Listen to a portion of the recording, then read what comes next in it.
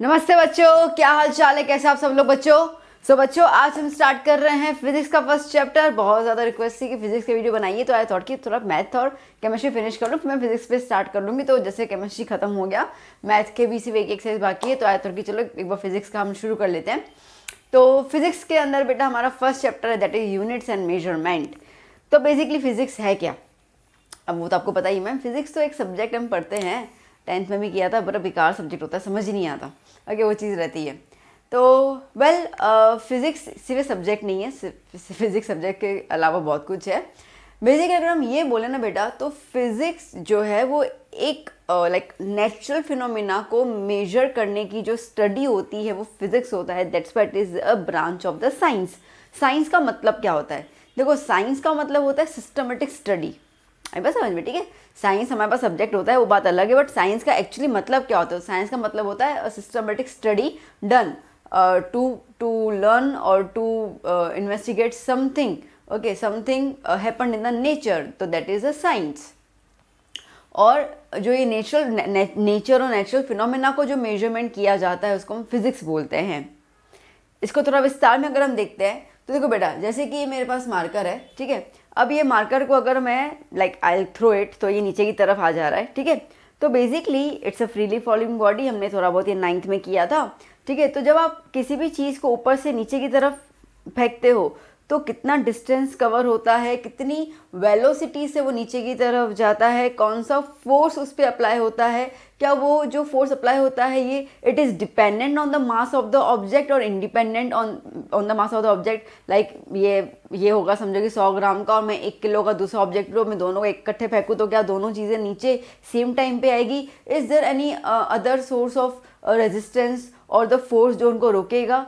ये सारे फिनोमिना का जो हम आंसर देते हैं उसको फिजिक्स कहते हैं। बट हाँ, इसके अंदर आपको न्यूमेरिक मेजरमेंट करना ज़रूरी है, अदरवाइज तो तुम क्या, ऐसे तो हम लोग हज़ार फिलोसॉफिकल बातें कर लेते हैं। फिलोसॉफिकल बातें is not a physics, the measurement is the physics. मतलब कि अगर ये समझो 100 ग्राम का मास का एक ऑब्जेक्ट है, उसको हम नीचे की तरफ फेंक रहे हो तो कितना डिस्टेंस ट्रैवल कर रहा है, वो कितना हाइट ट्रैवल कर रहा है, कितना टाइम लग रहा है, कितनी वेलोसिटी है, अगर हम इन सब चीज़ों को मेजर कर सकते हैं तो इसको फिजिक्स कहते हैं हम लोग। बात समझ में आई? इसके लिए हमारा जो पहला चैप्टर है वो चैप्टर ही है units and the measurement, because बिना मेजरमेंट तो फिजिक्स अपन रीड भी नहीं कर सकते हैं। एक बार लॉर्ड केल्विन जी ने कहा था कि अगर आपको कुछ पता है ना, अगर आप किसी चीज़ के बारे में बात कर रहे हो, आपको उसके बारे में कुछ पता है, और अगर आप उसका मेजरमेंट के साथ आंसर देते हो, ओके, मेजरमेंट के साथ आंसर देते हो, इसका मतलब कि तुम्हें फिजिक्स समझ में आ चुका है। इसका मतलब कि तुम डायरेक्टली और इनडायरेक्टली फिजिक्स के बच्चे हो, तुम्हें फिजिक्स क्लियर है। ओके, तो और अगर तुम ऐसे ही खाली न्यूमेरिकल वैल्यू दोगे विदाउट एनी अंडरस्टैंडिंग, जैसे मैंने इसको मैंने नीचे की तरफ फेंका और मैं कह रही हूँ कि ठीक है ये इतनी वेलोसिटी से ट्रैवल कर रहा है, बात खत्म, मैं इसके मास के बारे में बात नहीं कर रही, मैं आपको इसको एक्सप्लेन नहीं कर पाऊंगी, तो फिर मुझे सिर्फ नंबर्स पता है, उसको मैं फिजिक्स नहीं बोलूँगी। तो ऐसी कुछ बड़ी बड़ी बातें लॉर्ड केल्विन जी ने कही थी। तो वेल वो तो उनकी बातें थी और बिल्कुल सही भी था। तो अब बेटा हम लोग यहाँ पे देखेंगे फिजिक्स के टर्मिनोलॉजीज, ठीक है। फर्स्ट चैप्टर इंपॉर्टेंट है बिकॉज यहाँ पे आपको डायमेंशंस आएंगे, यूनिट्स आएंगे जो आपको हेल्प करेंगे पूरे के पूरे physics through out the 11th and 12th उसके कैलकुलेशंस के अंदर, न्यूमेरिकल्स के अंदर। तो इसके लिए चैप्टर ज़रूरी है। इतना आता नहीं है चैप्टर में से, सीधी सी बात है, बट हाँ as per the Gujarat board pattern जो हमारे पास MCQs वगैरह रहते हैं उनमें इनके चांसेस बहुत ज़्यादा रहते हैं, तो उसके हिसाब से हमें चैप्टर समझना ज़रूरी है। तो चलो अब इसके अंदर सबसे पहले हम जो बात करेंगे बेटा, वो बात करेंगे हम लोग फिजिकल क्वांटिटी की। अब इसके अंदर ऐसी बहुत सारी और चीज़ें भी आएंगी जो आप ऑलरेडी लर्न कर चुके हो केमिस्ट्री फर्स्ट चैप्टर के अंदर। आप लोगों ने मेरा केमिस्ट्री का फर्स्ट चैप्टर का वीडियो देखा हो तो आपको आइडिया तो है ही, तो बहुत सारी चीज़ें रिपीट होंगी। मैं स्किप नहीं करूँगी, ठीक है, उसको समझा ही दूंगी। तो अगर आपको केमिस्ट्री में बेटरिंग तरीके समझ में आ चुका है तो आप स्किप कर लेना, ठीक है। कोई भी बच्चे वैसे होंगे शायद केमिस्ट्री का फर्स्ट चैप्टर नहीं देखा हो, सीधा फिजिक्स का फर्स्ट चैप्टर देखेंगे, तो इट्स माई ड्यूटी कि मैं हर एक चीज़ आपको प्रोवाइड कर दूँ ऑथेंटिकली जो आपकी किताब में दिया हुआ है। सो फिजिकल क्वांटिटी क्या है? ओके, फिजिकल क्वांटिटी इसका मतलब कि the quantity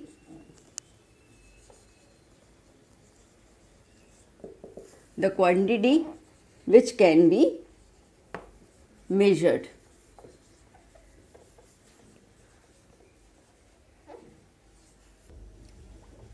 and linked to a physical phenomena. ठीक है, तो फिजिकल फिनोमिना मतलब कि फिजिकल टर्म्स के साथ, ठीक है, जो एक क्वांटिटी जुड़ी होती है उसको हम जब मेजर करते हैं उसको हम लोग कहते हैं फिजिकल क्वांटिटी। ठीक है, दैट्स इट। अब इसका सिंपल साधारण सा मैं आपको एग्जांपल दूं तो हम लोग डिस्टेंस मेजर कर सकते हैं ना, is called physical okay quantity. अब आप मुझे बताओ हम डिस्टेंस मेजर कर सकते हैं ना? जी हाँ मैम। तो वो जो डिस्टेंस आप मेजर कर सकते हो, जैसे आप ये कहो कि हम लोग अहमदाबाद से दिल्ली की तरफ जाते हैं वो 1300 किलोमीटर है, एग्जाम्पल, आई थिंक ज़्यादा ही होगा, हाँ इसके आसपास तो है ही।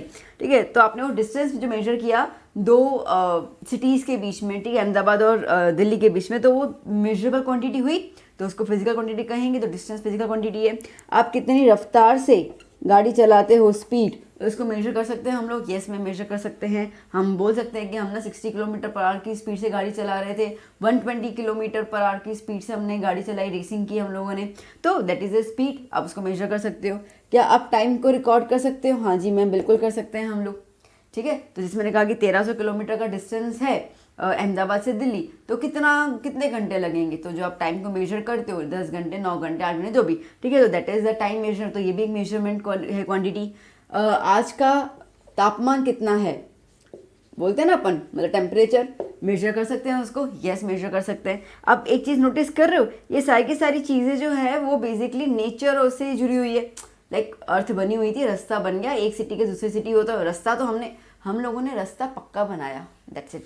वो बना हुआ तो ऑलरेडी था ना, ठीक है, सॉइल का जो क्रस्ट है वो तो ऑलरेडी था ना, तो उसको मेजर कर सकते हैं। ठीक है, आप चलते हो तो आप क्या जरूरत है कि सिर्फ गाड़ी की स्पीड को ही स्पीड का ही है, आप जिस रफ्तार से दौड़ते हो, चलते हो, तो स्पीड में काउंट होता है, सीधी सी बात है। समय, ओके, ये तो ऑलरेडी बना हुआ ये खुद ही, ठीक है, समय कब पलटता है पता नहीं चलता है, बट ये कहते हैं ओके कि समय की एक बात खास है, ये वक्त गुजर जाएगा, और वक्त गुजर जाएगा। तो ये लाइन सुनकर, ठीक है, गरीब इंसान लगेगा कि अच्छा ठीक है, अगर मुश्किलों में होगा, ये वक्त गुजर जाएगा, उसको खुशी होगी। और अगर कोई अमीर इंसान ये चीज़ सुनता है कि ये वक्त गुजर जाएगा, वो टेंशन में जाएगा कि मैं फिर से अमीर से गरीब ना बन जाऊँ, या तो फिर जो अच्छी ज़िंदगी जी रहा हूँ वो प्रॉब्लमेटिक ना आ जाए। तो ये बड़ा प्यारा सा लाइन है जो बीरबल जी ने अकबर को कहा था, ठीक है, ये वक्त गुजर जाएगा। तो ये वक्त गुजर जाएगा, कौन उसको रीड करता है और वो इंसान किस परिस्थिति पे है, उस पर उसका मतलब ठहरता है। तो वेल, ये वक्त की बात है, ठीक है, time and tide waits for none. Temperature की बात करते हैं, तापमान, ठीक है, आज बहुत गर्मी है, कल बहुत ठंडी थी, वहाँ पे ठंडा माहौल है, वहाँ पे बारिश का माहौल है, ह्यूमिडिटी इतनी है, ये सब क्या है? हम थोड़ी क्रिएट कर रहे हैं, ठीक है, हम थोड़ी आज ऐसे लाइटर लगा रहे हैं सन की तरफ कि आज तो तू जोरदार आग बरसाना, ऐसा तो है ही नहीं, हम तो कुछ कर ही नहीं रहे। ओके, तो अपना टेम्परेचर मेंटेन होता है। तो these are the natural phenomenas which can be measured, okay, जिसको मेजर कर सकते हैं। हमने ऐसी तकनीकी ढूंढ ली कि जिसको मेजर कर सकते हैं, and that are known as a physical quantities. Am I clear? बात इतनी समझ में आई कि इसका मतलब होता क्या है, ठीक है। अब हर एक फिजिकल क्वांटिटी के पीछे ना बेटा यूनिट लगता है, तभी तो उसकी वैल्यू डिफाइन होती है, ठीक है। जैसे कि मैंने ये चीज़ केमिस्ट्री में शायद समझाई थी मैंने, क्या शायद, ओके। तो जैसे कि मैंने एक नंबर लिख दें, तो कोई भी जो यूनिट होता है ना, कोई भी मेजरेबल क्वांटिटी होती है, चलो अपन नॉर्मल बात करते हैं, ओके, कोई भी जब मेजरेबल क्वांटिटी होती है, ओके, ये मेजरेबल क्वांटिटी में दो चीज़ें होती है, एक होती है न्यूमेरिकल वैल्यू, ठीक है, और दूसरी होती है इसके अंदर यूनिट्स, ओके। जैसे न्यूमेरिकल वैल्यू हम कहते हैं यहाँ पे 20। अब 20 में अगर मैंने लगा दिया किलोमीटर, तो क्या बताएगा वो? डिस्टेंस, है ना। अगर 20 में मैंने लगा दिया किलोग्राम, तो क्या बताएगा वो? मास, ओके। अगर 20 में मैंने लगा दिया डिग्री सेल्सियस, क्यों, तो क्या बता रहा है वो? Temperature, okay. अगर 20 में मैंने लगा दिया आर, तो क्या बता रहा है वो? टाइम। डिफरेंस समझ में आ रहा है बेटा, ठीक है। तो बेसिकली जो न्यूमेरिकल वैल्यू होती है उसका कोई इंपॉर्टेंस नहीं है, 20 का कोई इंपॉर्टेंस नहीं है जब तक उसके आगे पीछे कोई ना कोई यूनिट नहीं लगाई जाए। ओके, बात समझ में आ रही है? तो kilometre, kilogram, Celsius, are, and there are many more units. Okay, तो बेसिकली जब हम किसी भी फिजिकल क्वांटिटी को मेजर करते हैं, तो मेजर करने के लिए हमारे पास दो चीज़ें होती हैं। एक होती है न्यूमेरिकल वैल्यू, मतलब कि मैग्नीट्यूड, इसको मैग्नीट्यूड कहते हैं, याद करना, फिजिक्स के टर्म में इसको मैग्नीट्यूड कहा जाता है। The numerical value is nothing but the magnitude, ठीक है। ये मैग्नीट्यूड होता है, और उसके पीछे वो हम किस फिजिकल क्वांटिटी की बात कर रहे हैं वो हम जान जाते हैं उनके यूनिट से। तो that's why it is considered as a measurement of the physical quantity. बात समझ में आई? बहुत नॉर्मल कॉन्सेप्ट है, ठीक है, अपन वो चीज़ करते आते हैं। तो any value contains any unit, both the things gives you the physical quantity or the measurement of that particular physical quantity। ठीक है, तो इसको भी लिखना है तो एक काम कर लो, जितना आपको लगे लिखने जैसा नोट्स बनाते जाओ, बहुत बेहतरीन तरीके से आपको रिवीजन में काम आएगा। बिकॉज सी साइंस के अंदर एक चीज़ तो होती है कि आपका 11 से लेकर नोट्स बनना जब शुरू होंगे तो आपको 12th GEE नीट जो भी आप क्रैक करते हो, CU8, ठीक है, जो भी आपका होता है उन सब में आपको नोट्स काम आते हैं। तो यहाँ से आपकी जो जर्नी शुरू होगी, ठीक है, वो आपके डेस्टिनेशन तक जब तक नहीं पहुँचते हो तब तक ये जर्नी आपकी रहेगी। तो ये नोट्स अच्छे से बनाते जाओ और इनको बहुत अच्छे से सिक्योर करना, ठीक है। अब कोई भी चीज़ आपके रद्दी में नहीं जाने वाली है, तो सब आपके पास सिक्योरिटी के फॉर्म में ताले में बंद करके रखना। तो इसको आप लिख दीजिए अच्छे से, जो भी आपको इसके अंदर समझ में आए, and then will move to the next topic. Okay बच्चों, देखो अब जो फिजिकल क्वांटिटीज होती है ना बेटा, वो 2 टाइप की होंगी। ओके, फिजिकल क्वांटिटीज हमारे पास 2 टाइप की रहती है। एक रहती है फंडामेंटल क्वांटिटी,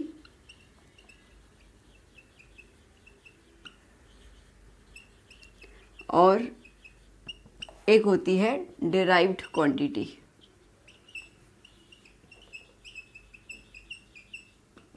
ठीक है, देखो fundamental quantity are the like quantities जिसको आपको डिराइव करने की जरूरत नहीं है, जिसका मीनिंग हमें पता ही है, ठीक है, या जिसको हम लोग सिंपली थोड़ा बहुत एक्सप्लेनेशन करके मेजरमेंट के थ्रू समझा सकते हैं।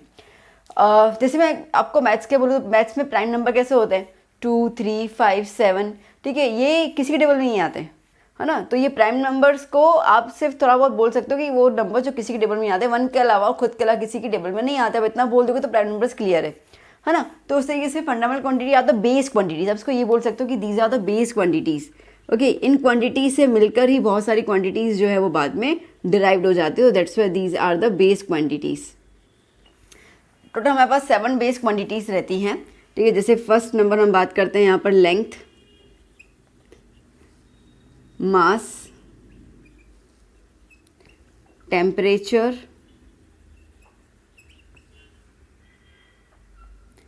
Time, electric current, amount of substance,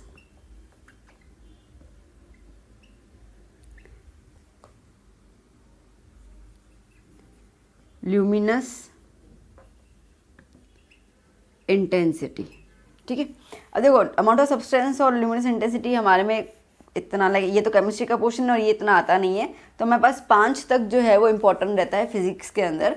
अब ये जो क्वांटिटीज़ हैं इनके कुछ ना कुछ यूनिट्स होंगे, ठीक है। तो दीज आर द क्वांटिटीज़, इनके यूनिट्स जैसे हम बात करते हैं तो लेंथ को हम किस में मेजर करते हैं, मीटर के अंदर, मास को हम लोग किलोग्राम, टेम्परेचर को हम लोग SI यूनिट जैसा केल्विन, सेल्सियस नहीं, ठीक है, केल्विन। टाइम को हम लोग मेजर करते हैं सेकंड्स के अंदर, इलेक्ट्रिक करंट को एम्पियर में, अमाउंट ऑफ सब्सटेंस को मोल में, और ल्यूमिनस इंटेंसिटी को कैंडल,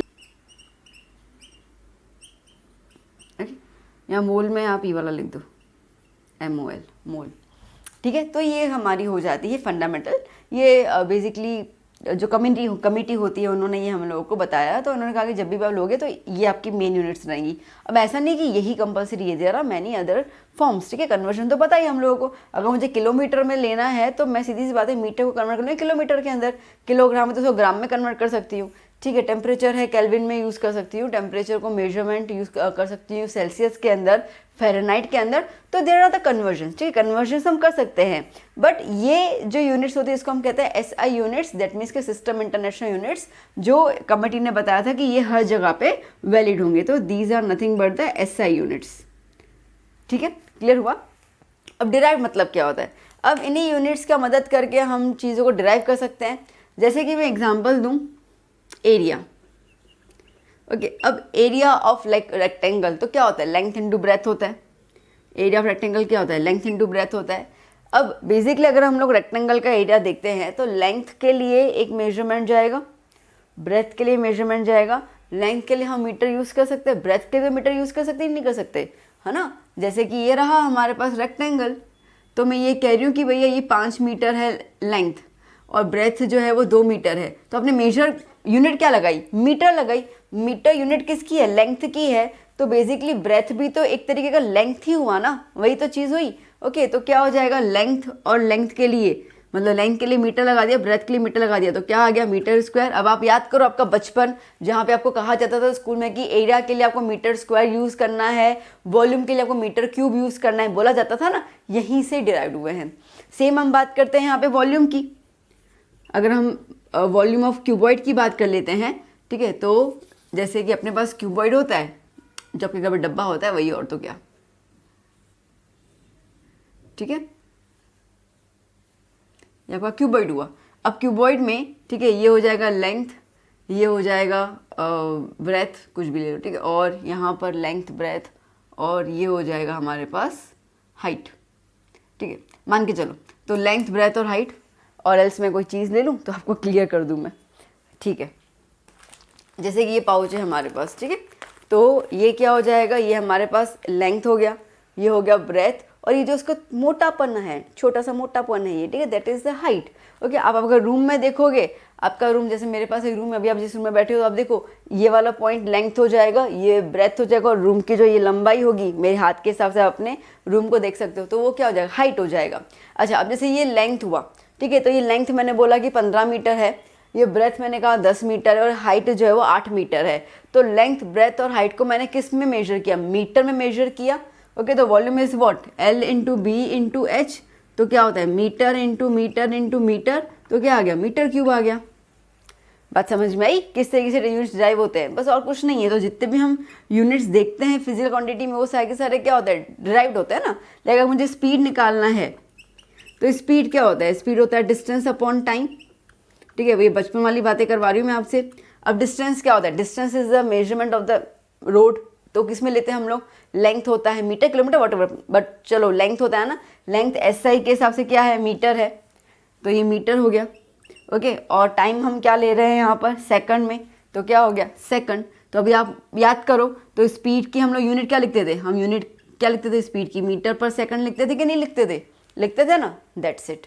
तो आई होप आप समझ चुके होंगे कि डिराइव्ड क्वांटिटीज़ क्या होती हैं, ठीक है। तो वो क्वांटिटीज़ जो फंडामेंटल क्वांटिटीज़ की मदद से हम उनको डिराइव करके उनके यूनिट्स को हम लोग डिफाइन कर सकते हैं, उसको हम कहते हैं डिराइव्ड क्वांटिटीज़।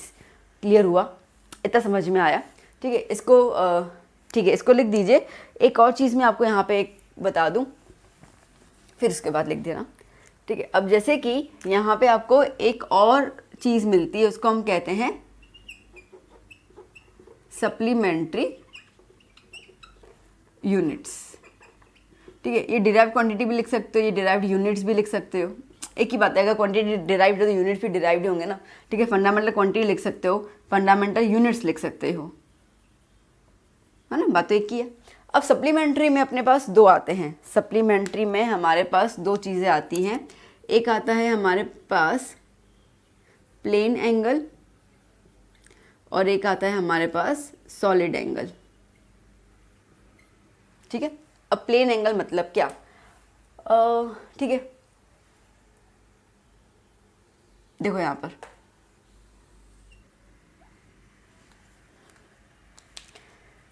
जैसे कि बेटा ये हमारे पास सर्कल है ना, ये सर्कल में ये सेंटर हुआ, और ये हम लोग सर्कल पे दो पॉइंट्स ले लेते हैं, and these 2 points are the arc. Basic चीज़ बात कर रही हूँ, 9th-10th में किया था हम लोगों ने। अभी आर्क से जब आप सेंटर को ज्वाइन कर लेते हो, और ये जो एंगल बनता है, याद है ना, माइनर सेक्टर मेजर सेक्टर, याद है ना, हाँ बस वही चीज़ है, ठीक है। तो ये जो हमारा थीटा बना, ये थीटा को हम कहते हैं प्लेन एंगल, ठीक है। ये थीटा क्या होता है, it is nothing but the plane angle, तो ये प्लेन एंगल में आता है। ये थीटा को कहा जाता है रेडियन, क्या कहा जाता है बेटा, रेडियन। इसके आगे मैं और एक्सप्लेन करूंगी, थोड़ा सा अभी बता दूं, ठीक है। तो इसको क्या कहा जाएगा हम लोग, रेडियन। सॉलिड एंगल क्या होता है, देखो सॉलिड एंगल में मैं आपको एग्जांपल दूं, ऐसे तो जो भी सॉलिड चीज़ होती है उसमें एंगल तो बनता ही है। अच्छा, अब ये एंगल कहाँ पे बनेगा वो ये चीज़ याद करना, ये एंगल्स बनते हैं हमारे सर्कल और स्पेरिकल शेप के अंदर, ठीक है। तो कोन तो हम सबने खाया है ना, ठीक है, चलो उसका एग्जाम्पल दे देती हूँ मैं। तो कोन तो हमने सबने खाया है, ठीक है, ये रहा कोन। अब ये कोन ये पूरा आइसक्रीम से भरा हुआ है, ठीक है। अभी जो पूरा सर्कल पोर्शन बनाई जो मैंने बनाया दैट इज द आर्क, ये आर्क है, ठीक है। ये आर्क मिला के जिस पॉइंट पे ज्वाइन होता है उस पे जो एंगल बनता है, अब ये एंगल ना यूं नहीं बनता, ठीक है, यू सिंपल ये जो मैंने कर्व बनाया वैसा नहीं बनता, सर्कल के फॉर्म में एंगल बनता है। अच्छा, अभी हम लोगों ने जब ना वो खाया होता है कोन, ठीक है, काश मेरे पास अभी होता मैं खा के दिखा दी, ठीक है। तो पूरा हम जब कोन खाते हैं तो उसका जो बिस्किट वाला जो पार्ट होता है नीचे की तरफ, ओके, उसको खाते खाते फिर एंड की तरफ ना यूँ इतना छोटू सा बच जाता है ना, एंड की तरफ इतना छोटू सा बच जाता है और उसके अंदर ना वो चॉकलेट चॉकलेट होता है मस्त वाला, है ना। मुंह में पानी आ गया ना बच्चों आपके। तो ये जो चॉकलेट वाला पोर्शन होता है और जो ऊपर की तरफ सर्कल के फॉर्म में चॉकलेट नजर आता है दैट इज द एंगल, ठीक है, वो एंगल आप मान के चलो उसको। तो ये एंगल को हम कहते हैं सॉलिड एंगल। क्या बोलते हैं बेटा हम इसको? Solid angle. अब ये सॉलिड एंगल को हम क्या डिनोट करेंगे? ओमेगा, ऐसे करके, ठीक है। इसको क्या डिनोट करेंगे? ओमेगा। और इसको क्या कहा जाता है? इसको हम कहते हैं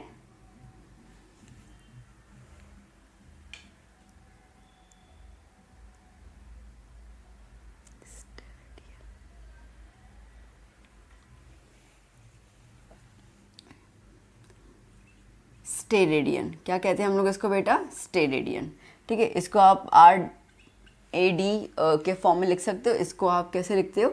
SR के फॉर्म में, ठीक है। तो ये बेसिकली मुझे एंगल बताना है, तो ये सप्लीमेंट्री यूनिट्स में आते हैं।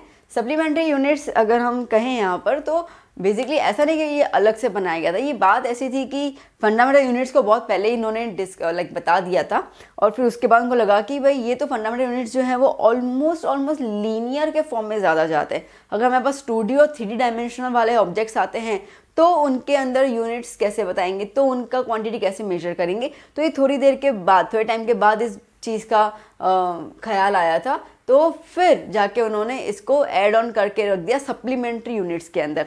मतलब कि फंडामेंटल यूनिट्स और supplementary units are nothing but the base units. तो 2D और 3D के लिए इन्होंने हमें प्लेन एंगल और सॉलिड एंगल के बारे में बताया था। इतना क्लियर हुआ? ठीक है, तो इसको जल्दी से नोट डाउन कर लो। फिर मैं आपको प्लेन एंगल और सॉलिड एंगल के बारे में थोड़ा सा एक्सप्लेन मुझे करना है। ओके, थोड़ा सा मैं कर लेती हूँ, तो मैं तब तक इसको रब कर दूँ। तो note it down.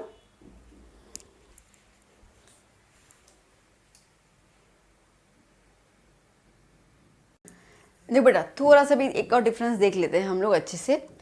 Plane angle और सॉलिड एंगल में सबसे पहले बात करते हैं हम प्लेन एंगल की। देखो, प्लेन एंगल जैसे अभी हमने डिस्कस किया कि एक सर्कल आप बना देते हो, ठीक है, एक सर्कल आप बना देते हो और उसके बीच का जो एंगल होता है that is a plane angle. या तो अगर हम सिंपल बोले तो जैसे कि ये बेसिकली दो आर्म्स है ना, तो ये इंक्लाइनेशन वो कितना झुका हुआ होता है और इसके बाद ये जैसे झुका हुआ है, ठीक है, ये वाला, और इसके बीच में ये जो कितना एंगल बनता है इसको हम प्लेन एंगल कहते हैं, उसको हम थीटा से डिनोट करते हैं। ओके, अब ये वाला जो एरिया है ये इंक्रीज कितना भी होता जाए कोई फर्क पड़ेगा एंगल से?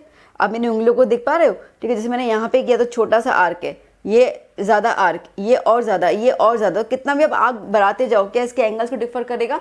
नहीं डिफर करेगा ना। तो जैसे कि हम बात करते हैं यहाँ पे प्लेन एंगल के लिए, तो ये रहा एक हमारा आर्म और ये रहा दूसरा आर्म। अब ये कितना झुका हुआ है, कितना इंक्लाइंड है, इसको हम मेजर करने के लिए क्या यूज़ करेंगे? इसको हम कहेंगे थीटा। तो दैट इज द सिंबल। ये क्या कौन सा फिगर होगा? प्लेन फिगर हो गया, 2D डायमेंशन हो गया।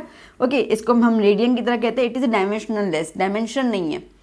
कैसे डायमेंशन नहीं है? देखो, जैसे मैं आपको अभी कह रही थी कि ये आप कितना भी इसको, ये आर्क है, ये आर्क है ना, ठीक है, आप कितना भी इसका आर्क बढ़ाते जाओ, जैसे डंडियों को मैंने और खींच लिया और कितना भी आर्क बढ़ाती जाऊंगी मैं, पर क्या ये एंगल में कोई मैटर करेगा? नहीं मैटर करेगा ना, ठीक है, देख रहे हो। तो जैसे कि ये मेरा बन चुका। हाँ, अब अगर मैं इनको अलग अलग करती जाऊँ, इनको एक दूसरे दूर करती जाऊँ या नज़दीक लेके आऊँ तो एंगल में चेंज आएगा।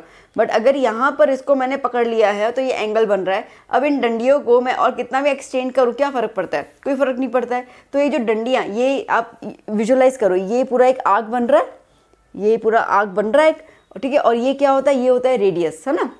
जैसे कि इसको अगर मैं सर्कल में रिप्रेजेंट करूँ तो क्या हो जाएगा? ये जो दो डंडियाँ मैंने बनाई, ये वाली दो डंडियाँ, वो क्या होती है? रेडियस होती है। क्या होती है? रेडियस होती है। और ये क्या होता है? आर्क होता है। है ना। तो थीटा हम निकालते कैसे हैं, तो थीटा निकालने का फॉर्मूला वही होता है आर्क अपॉन रेडियस। क्या होता है बेटा, आर्क अपॉन रेडियस। अब ये जो आर्क होगा, ये जो आर्क होता है वो लेंथ L, 10th स्टैंडर्ड का सरफेस एरिया एंड वॉल्यूम वाला चैप्टर था, वो वाला चैप्टर था। और दूसरा ये एरिया रिलेटेड टू सर्कल, याद है ना। ठीक है, तो उसके अंदर पता है हम लोग आर्क का वैल्यू लिखते थे L, आपको याद होगा L is equals to pi R theta upon 180, याद है ऐसा कुछ। ठीक है, इसको लेंथ हम निकाल देते आर्क का, तो ये लेंथ का जो भी आर्क निकलता था वो मीटर में निकलता था। ठीक है, और ये रेडियस जो था वो भी किस में था, मीटर में था। तो ये दोनों कट गए, तो देखा जाए तो ये यूनिट लेस है ना, ये यूनिट मतलब यूनिट तो इसकी है ही नहीं, बट फिर भी हम यहाँ पे यूनिट लिखते हैं रेडियन, जिसको हम शॉर्ट में बोलते हैं रेडी। ओके, तो यूनिट आता है but it is a dimension less, कोई डायमेंशन नहीं है इसका। डायमेंशन क्या है वो अभी एक्चुअली हमने नहीं बेस यूनिट्स किया अभी, तो मैंने कहा कि लेंथ का मीटर होता है, ये तो दीज आर डायमेंशंस। ठीक है, तो डायमेंशन नहीं होता है तो it's a dimensionless, no doubt, क्योंकि कट हो जाता है। बट इसका जो यूनिट होता है उसको हम क्या बोलते हैं, रेडियन या रेड। अब अगर हम लोग देखो, जैसे कि ये वाला पोर्शन था, ये वाला पोर्शन, ठीक है, यहाँ इतना पोर्शन, अब ये वाला रेडियस यहाँ से हटा के मैंने यूं कर दिया, ठीक है, फिर यहाँ से यूं कर दिया, यूं कर दिया, ऐसे करके पूरा सर्कल कवर कर सकती हूँ मैं आर्क में। ओके, तो अब देखना है यहाँ पे, देखो, तो थीटा इज इक्वल्स टू, अगर मैं कहती हूँ तो मैं पूरा सर्कल कवर कर रही हूँ, पूरे सर्कल का कवर हम क्या बोलते हैं, सरकमफेरेंस बोलते हैं। ठीक है, तो पूरे सर्कल के कवर को हम क्या कहेंगे, सरकमफेरेंस। तो ये आर्क की जगह मैं क्या लिख सकती हूँ, सरकमफेरेंस अपॉन रेडियस तो है ही वहाँ पर। ठीक है, अब रेडियस तो सर्कल का सेम ही रहेगा। सरकमफेरेंस क्या होता है बेटा, 2 पाई आर, अपॉन में क्या आया, आर, आर कैंसिल हो गया, क्या आया, 2 पाई। ओके, अब आप मुझे बताओ सेंटर पे ये पूरा एंगल कितना कहलाएगा, कितना डिग्री कहलाएगा, यस, ये कहलाएगा 360 डिग्री। तो बेसिकली देखा जाए तो theta is equals to 2 pi is nothing but 360 degree. ठीक है, तो पाई की वैल्यू सीधी सी बात है 180 डिग्री आ गया, है ना। तो इसके लिए हम पाई की वैल्यू जो है वो लेते हैं 180 डिग्री के अंदर। अब बात समझ में आई, एंगल या प्लेन एंगल किसको बोलते हैं हम, कैसा आया, क्लियर हुआ ना ये। अब बात करते हैं हम लोग सॉलिड एंगल का। अब सॉलिड एंगल, सॉलिड वर्ड ही आया, दैट मीन्स कि 3D चीज़ें, ठीक है, जो अपन के हाथ में चीज़ें होती है 3D। तो अब सॉलिड हम कैसे बोल सकते हैं, जैसे कि देखो, मैं यहाँ पे एक एग्जाम्पल के तौर पे, वैसे तरबूज का, इसका तरबूज वाला एग्जाम्पल बेस्ट होता है। ठीक है, तो ये मेरे पास मस्क मेलन था तो मैंने इसको ही ले लिया। अब आप जब ना बाहर मार्केट में जाते हैं, कहते हैं कि भाई चख के दिखाओ हम लोगों को कि मीठा है कि नहीं, तरबूज में अपनी चीज़ बोलते हैं, सिर्फ मतलब मस्क मेलन तो मीठा आता ही बाय द वे। ठीक है, तो वो बंदा क्या करता है, वो बंदा इस तरीके से यूँ चौरस काटता है ना। ठीक है, विजुअलाइज करो, मेरे पास भी तरबूज नहीं काट के दिखा देती। ठीक है, तो उसके बाद वो वाला पूरा पोर्शन जो है वो निकालता है और हमें दिखाता है, ये जो पोर्शन निकला ये है हमारा 3D। ठीक है, कैसे समझा रही हूँ मैं, देखो अब ना एक्चुअली तरबूज में ना ये वाला पोर्शन तो होता ही नहीं है। ठीक है, वो तो पूरा काटते, तो तरबूज में ये पूरा एक पॉइंट बनता है। ओके, पूरा पॉइंट बनता है, कैसे, देखो ये वाला तुम समझ के चलो कि तरबूज का है। ठीक है, यहाँ नॉर्मल मैंने अभी भी नहीं कोन ड्रॉ किया था, तो ये सारे के सारे पॉइंट्स आपस में, ये सारे के सारे, देखो अब अगर तुम इसको 2D के साथ देखो तो ये एंगल थीटा बना, ये एंगल थीटा बना और ये एंगल थीटा बना। समझ में आ रही है बात। ठीक है, इसको मैं 1 मिनट के लिए रख दूँ। ओके, देखो ये वाला एंगल थीटा, ये वाला, आई होप दिख रहा है आपको, ये वाला एंगल थीटा और ये वाला एंगल थीटा, ये एंगल थीटे बने। तो ये जितने भी थीटा बना, सब आगे एक पॉइंट पे मीट कर रहे हैं। और देखो ये एक तरीके का सर्कल बन रहा है, ये एक तरीके का सर्कल बन रहा है। ठीक है, तो सर्कल वाला एंगल मैंने नहीं कौन ड्रॉ किया था अभी, तो मैंने क्या बताया था, जो एक सर्कल वाला एंगल बनेगा इसको हम कहेंगे सॉलिड एंगल। तो ये सर्कल वाला एंगल ऐसे बन रहा है, बात समझ में आई। ठीक है, तो जो मैंने अभी ये मस्क मेलन काटा उसका भी वही पॉइंट है। देखो अब मेरी बात को सुनना ध्यान से, ये वाला पोर्शन ये एंगल बनाएगा, ये एंगल बना के एक पॉइंट पे ज्वाइन हो रहा है, ये वाला पोर्शन भी एंगल बना रहा है, ये वाला पोर्शन भी एंगल बना रहा है, ये वाला पोर्शन एंगल बना रहा है। ठीक है, तो ये देखो ये पोर्शन एंगल बना के इस पॉइंट पे आया, यहाँ पे पॉइंट पे आया, ये पॉइंट पे आया, ये पॉइंट पे आया, तो वो पॉइंट जो बनेगी वो कैसे बनेगी, सॉलिड एंगल। अब विजुअलाइज किया, समझ में आया आपको। ठीक है, ये अगर एक साइड आप देख रहे हो तो थीटा बन रहा है प्लेन एंगल के हिसाब से, बट अगर ये सारे के सारे प्लेन्स को आप ज्वाइन कर देते हो और ऊपर एक एक एपेक्स पॉइंट बन जाता है, ऊपर एक एपेक्स पॉइंट बन जाता है, और वो जो पूरा एंगल अपन मानते हैं that is the solid angle. Clear हुआ बेटा? आया समझ में अच्छे से? ठीक है, तो इस तरीके से, ठीक है, इस तरीके से जो है वो एंगल्स सॉलिड के फॉर्म में डिफाइन किए जाते हैं। कोन आ गया, स्फीयर आ गया, ठीक है, वो इसी तरीके से होता है। तो इसको हम कहेंगे ओमेगा, इसका यूनिट है स्टेडियन, और ये होता है डायमेंशनलेस क्वांटिटी, सीधी सी बात है। अब अगर हम ओमेगा को कैसे डिफाइन करें, तो यहाँ पे पूरा सर्कल काउंट होगा, ठीक है। अब सर्कल सॉलिड है, तो सॉलिड के लिए हम लोग सरफेस एरिया यूज़ करते थे 10th स्टैंडर्ड के अंदर, सरफेस एरिया ऑफ स्फीयर, ठीक है। तो यहाँ पर हम पूरा का पूरा क्या कंसिडर कर लेते हैं, surface area of sphere upon radius. तो सरफेस एरिया ऑफ स्फीयर क्या होता है, 4πr² अपॉन r, ठीक है। अच्छा, ये रेडियस का भी स्क्वायर होता है ना, पूरा सर्कल आ गया, सॉरी, ठीक है। तो r² कैंसिल हो गया, तो ओमेगा क्या आया, 4π, ओमेगा क्या आया, 4π, ठीक है। तो 4π is equals to 1 solid angle. मैं रिपीट कर रही हूँ यहाँ पे, okay, 4π is equals to 1 solid angle. अब पाई की वैल्यू आप लोगों को पता है, 3.14 ले सकते हो, 3.14 से 4 को मल्टीप्लाई कर लो तो आपको क्लियर हो जाएगा, इज इक्वल्स टू 1 ओमेगा, है ना। तो कितना हो जाएगा, 16, 1 carry, 5, then 12.56 is equals to 1 omega. जैसे यहाँ पे हमारे पास था, ठीक है, 1 theta is equals to 2π, 2π is nothing but the 360 degree. बात समझ में आया? इस तरीके से 1 omega is 12.56। Clear? I hope आप क्लियर हो चुके हैं अभी सप्लीमेंट्री यूनिट्स को लेकर, ठीक है। तो आपको इतना डिटेल में कोई डिफरेंस नहीं पूछेंगे, बट देखो बेटा, फिजिक्स पढ़ रहे हो ना, तो उसको मज़े से पढ़ो, ठीक है। फिजिक्स में अगर आप चीज़ों को विजुअलाइज नहीं कर पा रहे हो, अगर आपके पास आसपास की चीज़ें, मैंने आपको स्टार्टिंग में क्या बोला, physics is nothing but the study of the natural phenomena. ये तरबूज आपके नेचुरल फिनोमिना ही तो है ना, ठीक है, भगवान ने तो दिया है, तो उस चीज़ को स्टडी करते हैं, तो वो फिजिक्स है। तो जब तक आप इसको फील नहीं करोगे, मज़ा कैसे आएगा? तो इसके लिए अगर थोड़ा लेक्चर डिटेल्ड हो रहा है यहाँ क्या, तो इन्जॉय के हिसाब से कीजिएगा, आपको बड़ा मज़ा आएगा, फिर आपको टाइम मैटर नहीं करेगा। ओके बच्चा, तो ये आप एक बार लिख दीजिए, बहुत काम आएगा आपको रेफरेंस के लिए। फिर अपन चलते हैं नेक्स्ट टॉपिक्स की तरफ।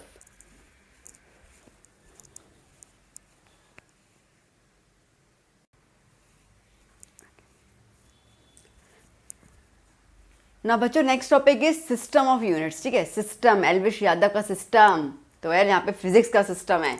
तो सिस्टम ऑफ यूनिट्स मतलब क्या होता है? देखिए, सिस्टम ऑफ यूनिट्स के अंदर कुछ कंट्रीज ने, ठीक है, अपना अपना तरीका निकाला चीज़ों को मेजर करने का, that is system of units, ठीक है। जैसे कि सिंपल आप मेरी बात समझिए, आज लाइक आपको हाइट मेजर करनी हो आपकी, ठीक है, तो आप अपनी हाइट को फुट में भी लिख सकते हो, लिखते हो नहीं लिखते हो, लिखते हो ना, ठीक है, 6 फुट, 5 फुट, 5 फुट 5 इंच लिखते हैं ना, ठीक है, फुट में लिख सकते हैं, टोटली इंच में लिख सकते हैं, सेंटीमीटर में लिखते हैं। आजकल स्कूल्स वगैरह मैंने देखा हुआ है, ठीक है, 157 सेंटीमीटर, 165 सेंटीमीटर, उसमें दैट मीन्स की हाइट तो हाइट ही है ना, ठीक है, फिर तुम उसको सेंटीमीटर में लिखो, इंचेस में लिखो, फुट में लिखो, हो सकता है ना। तो there are the different kinds to measure any one unit, कोई भी एक एनी वन क्वांटिटी, ठीक है, कोई भी एक क्वांटिटी को मेजर करने के लिए वी हैव द डिफरेंट तरीके। तो जो डिफरेंट तरीके हमारे पास है उसको हम कहते हैं सिस्टम ऑफ यूनिट्स, ठीक है। तो जैसे कि हम बात करते हैं यहाँ पर हमारे पास सबसे पहला आता है FPS।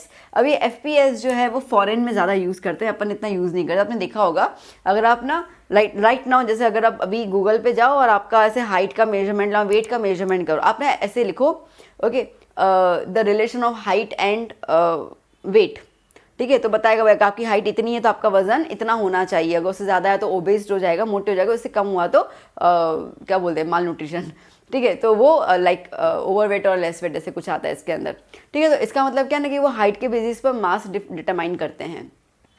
तो अब यहाँ पर हाइट के बेसिस पर, तो आप उसमें देखना आपको है ना यूनिट्स में आए, तो अगर आप फुट में लिखते हो, ठीक है, आप फुट में लिखते हो तो मास किस में आएगा, पाउंड में आएगा। अगर आपने अपनी हाइट को फुट में लिखा है, ठीक है, लाइक 5 फुट, तो आपका मास किस में आएगा, पाउंड में आएगा, ठीक है। तो ये बाहर में ज़्यादातर ऐसे ही चलता है। तो FPS system that is foot, ये भी लेंथ, मास और टाइम का 3 ही क्वांटिटी आएंगी इसके अंदर, बाकी क्वांटिटी नहीं आएगी। इसके पहले अपन ने देखा था ना 7 फंडामेंटल क्वांटिटीज़ देखी थी हम लोगों ने ना, बट यहाँ पे से 3 क्वांटिटीज़ की बात की जा रही है। वो एक रेस्ट्रिक्शन है यहाँ पर, लिमिटेशन है, I won't say restriction, limitation है। तो फुट, पाउंड और second CGS system is the lowest system, ठीक है, सबसे जो छोटी छोटी छोटी चीज़ों को मेजर करते हैं ना, कम कम कम कम, उसको हम CGS में ले लेते हैं, सेंटीमीटर, ग्राम और सेकंड। और सबसे ज़्यादा हमारे स्टडी में जो यूज़ होता है वो आता है MKS सिस्टम। क्या यूज़ आता है? MKS सिस्टम ही सबसे ज़्यादा यूज़ करते हैं, दैट इज़ मीटर, किलोग्राम और सेकंड, ठीक है। अब एक नया सिस्टम निकल गया, ठीक है, जो मैं अभी जैसे मैंने आपको बताया भी था, हमने केमिस्ट्री में भी किया था, सिस्टम ऑफ इंटरनेशनल सिस्टम, ठीक है। तो इंटरनेशनल सिस्टम के अंदर ये बोला गया कि भैया ये तो कुछ कुछ कंट्रियाँ फॉलो कर रही है, अगर लाइक समझो कि अभी एक ना एक कमेटी बनाई जाए और देश भर के साइंटिस्ट को बुलाया जाए और किसी चीज़ का मेजरमेंट करना हो, तो पता चला कि फ्रांस वाला तो भैया फुट में लिखेगा, इंडिया वाला MKS में लिखेगा, कोई किस में लिखेगा, तो कैसे मेजर करेंगे? तो बोला कि हम लोग एक काम करते, हम लोग ना एक सिस्टम बना दें, इंटरनेशनल सिस्टम, जहाँ पे पूरे वर्ल्ड में वो चीज़ तो कॉमन है, ठीक है। फिर आपको इसका यूज़ करना कर सकते हो कन्वर्जन करके, कोई दिक्कत नहीं, बट वो एक सिस्टम रहेगा। तो MKS system, sorry SI unit जिसको हम कहते हैं, तो SI यूनिट के अंदर मीटर, किलोग्राम और सेकंड। तो आप बोलोगे मैम वही तो MKS में था, एग्जैक्टली, ठीक है। SI यूनिट ने जो है वो MKS सिस्टम को ही अडॉप्ट कर लिया और कहा कि इन्हीं यूनिट्स को मैं अपने अंदर लाता हूँ। प्लस अभी हमने उसके पहले देखा था, ठीक है, SI यूनिट में हमने देखा था कि मीटर आया, किलोग्राम आया, सेकंड आया, साथ थी ना, ठीक है। फिर एम्पियर था, है ना, एम्पियर था, फिर वो था कैडिला था, मोल था, है ना। कितनी हो गई यहाँ पर? 1 2 3 4 5 6, टेम्परेचर था केल्विन, 7, ठीक है। तो ये SI में 4 और यूनिट्स को ज्वाइन कर दिया गया। तो अभी MKS और SI में डिफरेंस क्या है, यहाँ समानता क्या है? समानता साफ साफ दिख रही है अपने को, ठीक है। तो हम कैसे बोलेंगे अगर हमसे पूछा जाए, कहा जाता है ना, ठीक है, आप न्यूमेरिकल करवाएंगे तो उसमें कई बार ऐसा लिखा होगा, okay find the answer in MKS और SI यूनिट, तो कैसे पता चलेगा क्या है? कुछ नहीं है, सेम ही है। सिविंता मैथ का फर्स्ट चैप्टर किया ना मेरे साथ, हाँ, उसमें मैंने आपको सबसेट बताया था ना, हाँ ये वही है। तो MKS के 3 यूनिट्स जो है वो SI यूनिट के 3 यूनिट्स के अंदर इंक्लूड हो गए हैं, 7 में से 3 तो वही हैं।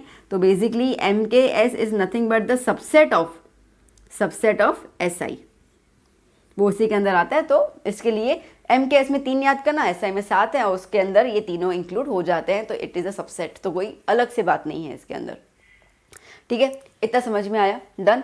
तो चलो इसको लिख दो, फिर हम बन चलते हैं आगे। और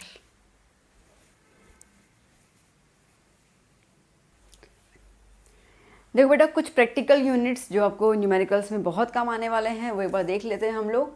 जैसे कि मैं यहाँ पे बोलूँ कि 1 किलोमीटर, तो 1 किलो इज़ लाइक 10⁻³ मीटर, ठीक है। तो 1 किलोग्राम इज ऑल्सो 10⁻³ ग्राम। तो बेसिकली आपको किलो और उसमें याद कर लेना है, ठीक है।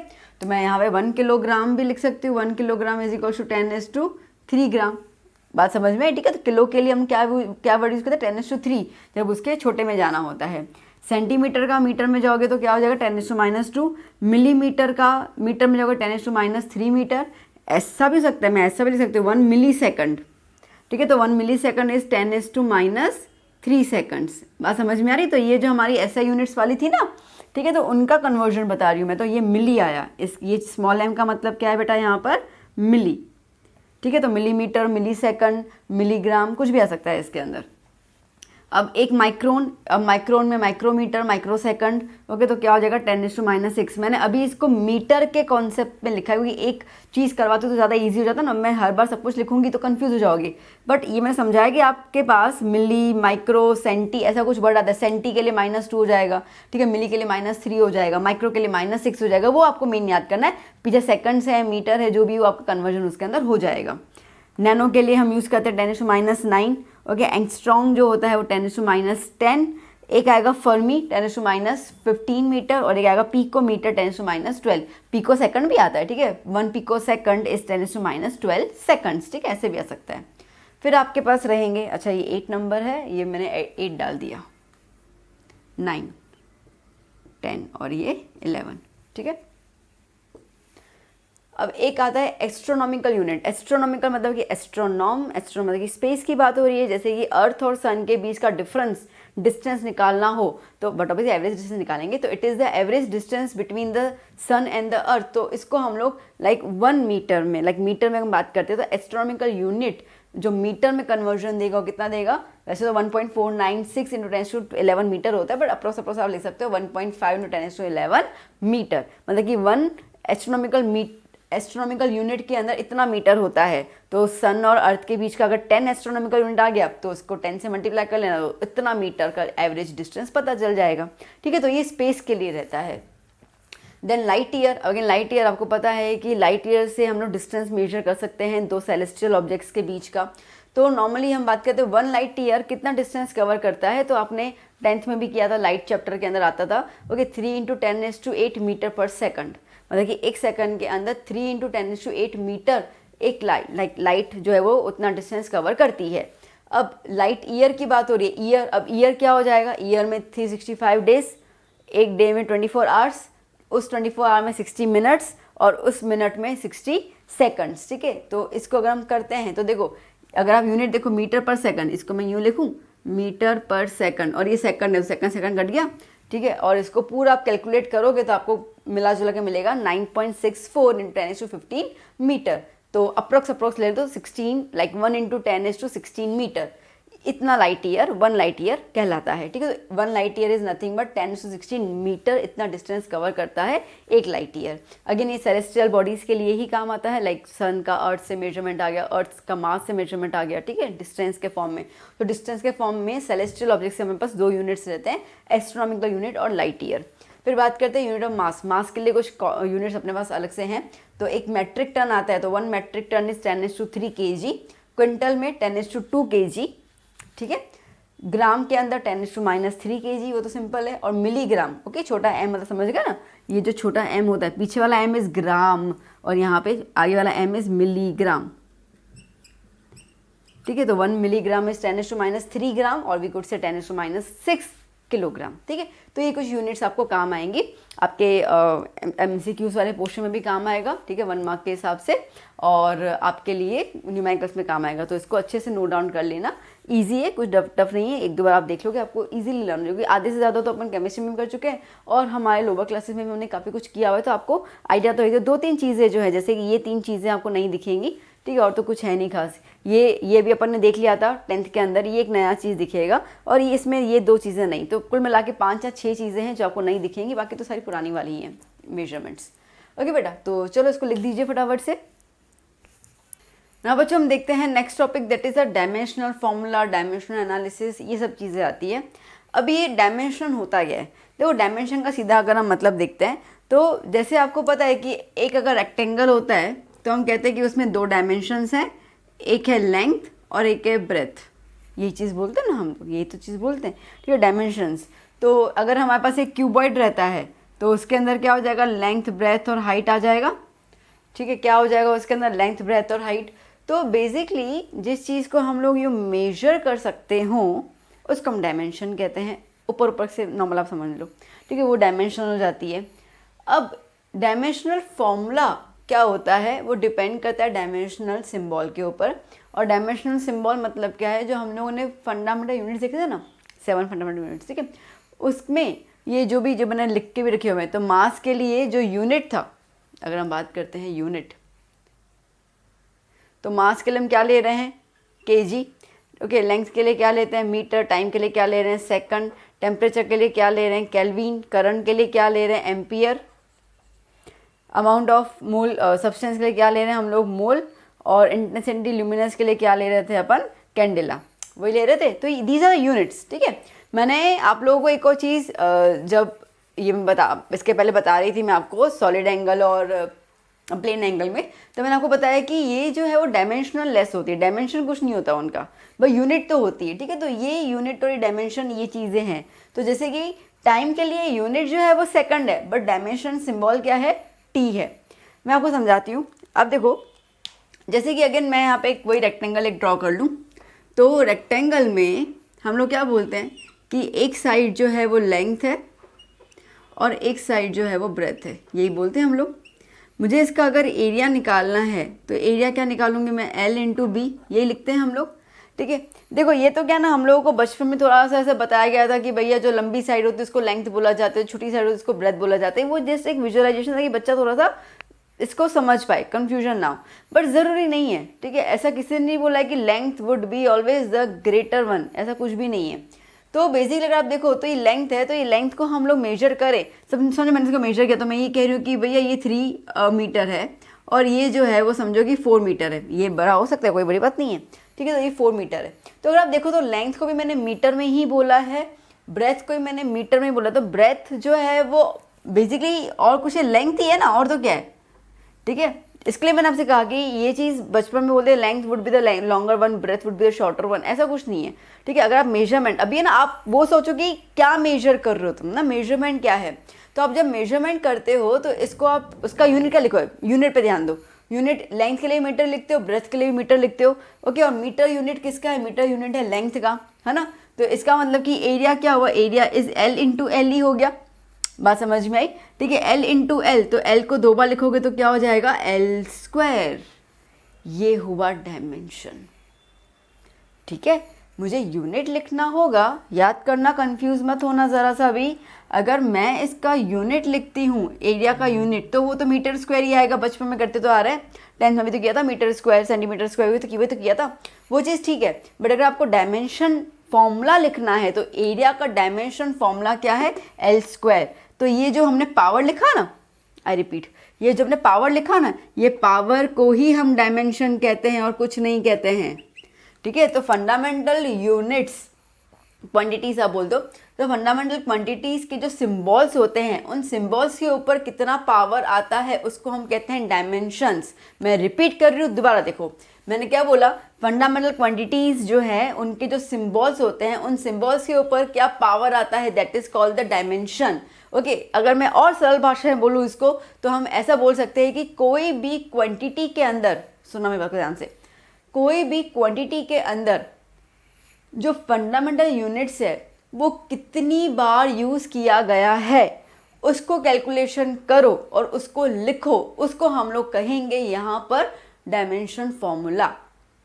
समझ में आया थोड़ा बहुत? चलो यहाँ पे हम लोग एग्जाम्पल ले लेते हैं। मैं इसको रब कर दूँ, क्या आप 2-3 एग्जाम्पल देखोगे ना तो आपको क्लियर हो जाएगा। कहाँ गया डस्टर, ये रहा, ठीक है। तो आपको क्लियर हो जाएगा कि बोलने का मतलब क्या है। देखो इतना ज़्यादा टेंशन लेने की ज़रूरत नहीं है, बस आपको फंडामेंटल क्वांटिटीज़ जो है वो आपको पता होनी चाहिए, और हम इतनी देर से करते तो आ ही रहे। तो जैसे कि मैं यहाँ पे देखूँ, मैं ले लेती हूँ यहाँ पर speed. Speed is equals to distance upon time, है ना। अच्छा, डिस्टेंस मतलब क्या होता है, अब यहाँ पे कोई डिस्टेंस है नहीं, बट आप विजुलाइज करो, डिस्टेंस हम किस में लेते हैं, मीटर, किलोमीटर, मतलब मीटर वाला रेंज आया ऐसा यूनिट के हिसाब से। मीटर जो है वो किसका यूनिट है, लेंथ का यूनिट है। तो distance is nothing but the length ना, डिस्टेंस क्या हुआ, लेंथ ही तो हुआ, ओके। अपॉन क्या आया, टाइम, अपॉन क्या आया, टाइम। अगर मुझे इसकी यूनिट लिखनी हो तो ध्यान देना, मैं बात कर रही हूँ यूनिट की, अगर मुझे इसकी यूनिट लिखनी हो तो लेंथ के लिए मीटर ले लूँगी, टाइम के लिए सेकंड ले लूँगी, तो मीटर पर सेकंड, या तो मीटर सेकंड इनवर्स, ये लिखते हैं ना हम लोग, ठीक है। यही हो ना, 8th में भी किया था, 9th में भी किया था, वही चीज़ है। बट अब मुझे इसके डायमेंशन लिखने हो तो क्या करूँ, तो डायमेंशन के लिए लेंथ के लिए मैं क्या लिखूँगी बेटा, L, symbol of length is L. Time के लिए सिंबल क्या है, टी, क्या लिख दिया मैंने, टी, ठीक है। अब यहाँ पर पावर इसके कुछ भी नहीं तो 1, इसके ऊपर 1। अब हम लोग ना क्या करते हैं, सब कुछ एक ही लाइन में लिख देते हैं। तो ये L का पावर 1 तो ये आ गया, ये T को ऊपर लेके जाऊंगी तो T का पावर क्या आया, -1। तो ये क्या हुआ, और फिर इसको ब्रैकेट में रख देने का। तो this is the dimensional formula of speed. समझ में आया, क्लियर हो रहा है मैं क्या बोल रही हूँ, ओके। अब जर्नली ना, जर्नल हम 3 चीज़ें लिख देते हैं हम लोग इसके अंदर।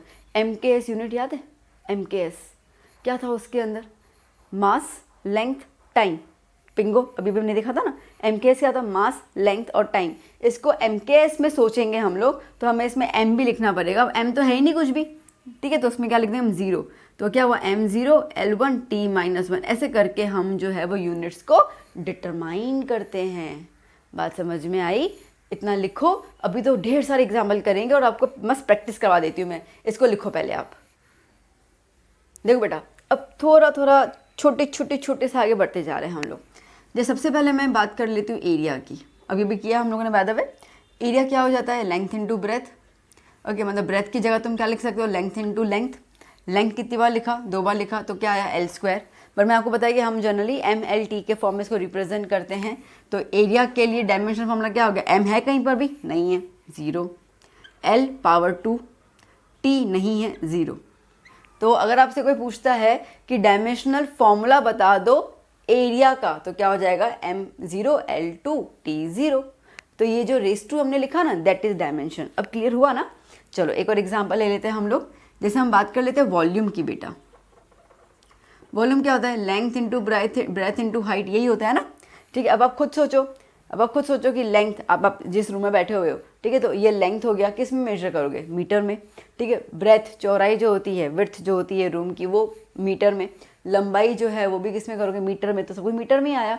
मीटर मतलब क्या हो गया? मीटर मतलब क्या हो गया? वैसे मैंने ये मिटा दिए। मीटर मतलब लेंथ में आया। ठीक है, लेंथ का क्या हो जाएगा? एल। तो इसका मतलब ये है कि LBH is nothing but L into L into L. L into L into L क्या होगा? L क्यूब होगा। तो अगर मुझे इसका डायमेंशन लिखना हो तो मैं क्या लिख दूँ? m0 L cube T0। Done. चलो एक और एग्जांपल ले लेते हैं हम लोग। जैसे मैं ले लेती हूँ डेंसिटी यहाँ पर। ठीक है, डेंसिटी क्या होता है? मास अपॉन वॉल्यूम, यही होता है ना बेटा, है ना। अब देखो, मास स्टैंड्स फॉर m। ठीक है, तो ये मैंने m लिख देना है यहाँ पर। वॉल्यूम मैंने अभी भी निकाला, कैसे निकाला क्लियर है आपको? L cube. ओके, तो मुझे इसको लिखना हो तो कैसे लिखूँ? m, ये L ऊपर लेके जाऊंगी तो क्या हो जाएगा? माइनस में हो जाएगा, -3। t है यहाँ पर? नहीं है, तो क्या हो गया? T0। तो ऐसे भी आप लिख कर इसको कंप्लीट कर सकते हो। ठीक है, तो जो भी हम डिराइव्ड क्वांटिटीज़ की बात की थी ना इसके पहले अपन ने, तो डिराइव क्वांटिटीज़ में यूनिट्स भी हम डिराइव करते हैं और डायमेंशंस भी हम डिराइव करते हैं। एक और एग्जांपल लेती हूँ मैं। एक्सेलरेशन। एक्सेलरेशन क्या होता है बेटा? Velocity upon time. वैसे तो change in velocity upon time होता है, बट ठीक है, मेन अपन मुद्दा क्या बोल रहे हैं? वेलोसिटी का। ठीक है, तो वो लेके आ रहे हैं। अब वेलोसिटी अपॉन टाइम। अच्छा, वेलोसिटी क्या है वो तो पता ही नहीं है, क्या होता है? हाँ पता है ना, डिस्प्लेसमेंट अपॉन टाइम।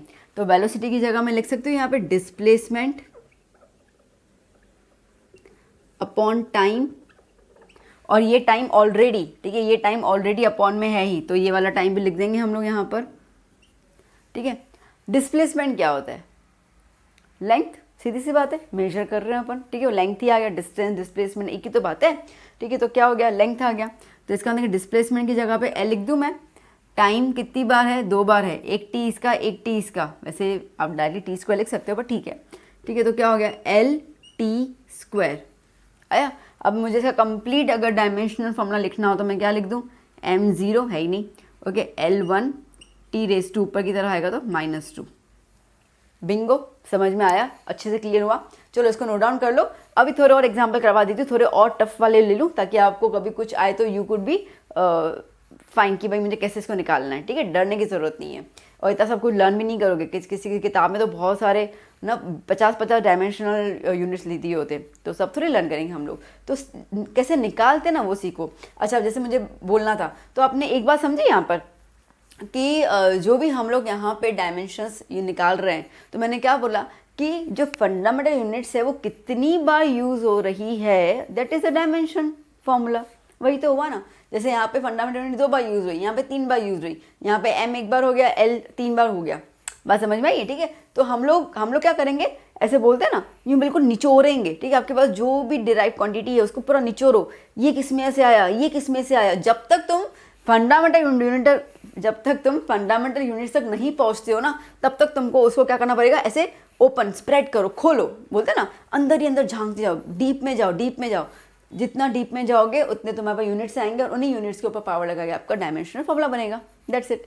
अच्छा चलो इसको लिख दो, फिर अपन आगे और कुछ क्वेश्चंस कर लेते हैं।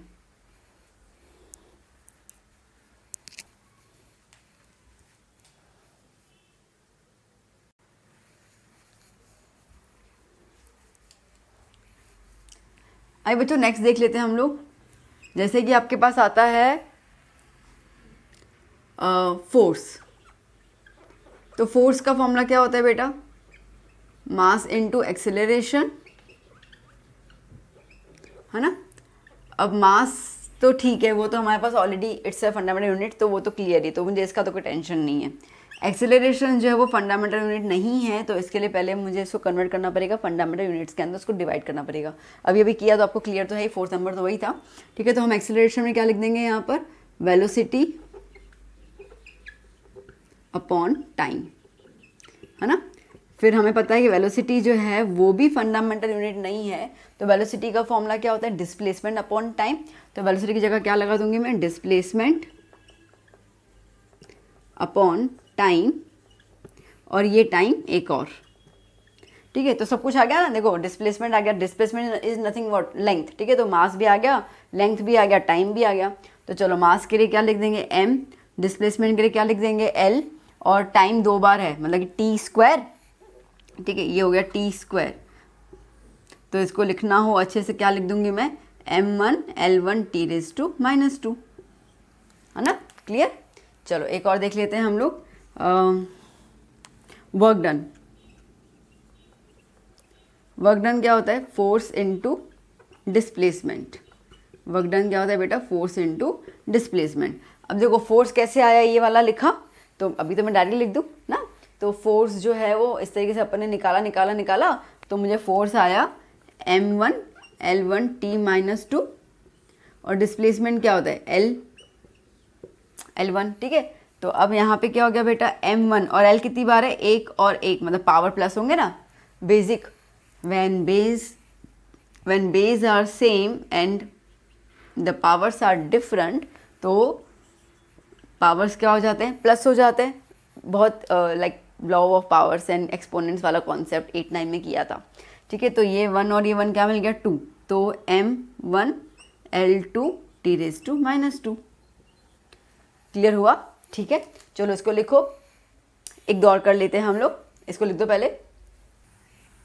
जैसे कि मैं यहाँ पर ले लूँ पावर, जो तुम्हें यूनिट्स क्वांटिटीज आपने ऑलरेडी 10 तक देखी है ना, मैं अभी वही ले रही हूँ ताकि आप डरे नहीं और चीज़ों को समझ पाएँ।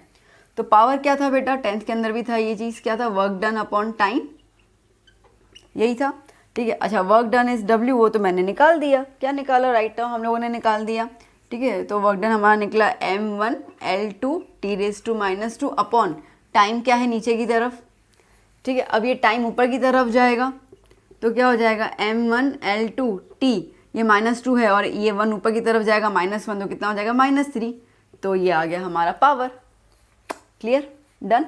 अच्छा एक और कर लेते हैं हम लोग, इसको मिटा दूं, ओके।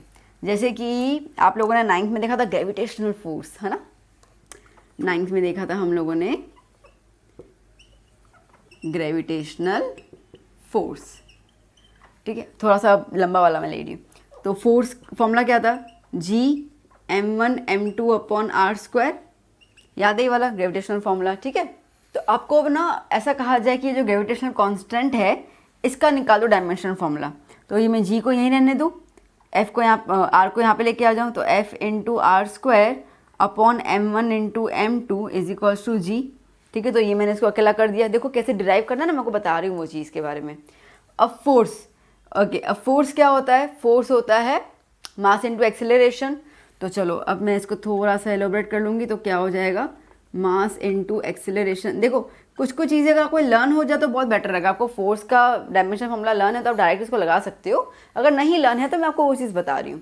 तो क्या हो जाएगा, मास into acceleration, okay, r², r is the radius ना, ठीक है, और ये हो जाएगा मास m1 इंटू m2। अच्छा अब एक्सेलरेशन क्या होता है बेटा, acceleration is velocity upon time, है ना।